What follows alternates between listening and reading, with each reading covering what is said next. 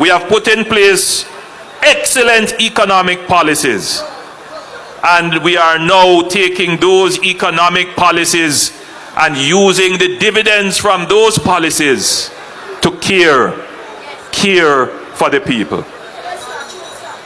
So we're building not just caring representation, but we are also building a caring economy. A caring economy. That is what we are doing. In that caring economy, we look for caring for the elderly, the retired, and for our shut-ins, who sometimes they don't get to come to these meetings, so their views are never heard. But somebody must care for them.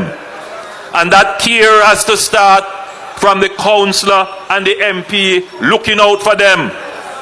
And it also has to start from the government doing what it can to ensure that the pensioners get a little more. That is why we reduce, or rather increase, the income tax threshold as it relates to the pension benefits. That's why we bring in a thing now called the social pension that gives a certain amount of money every fortnight, I believe it is.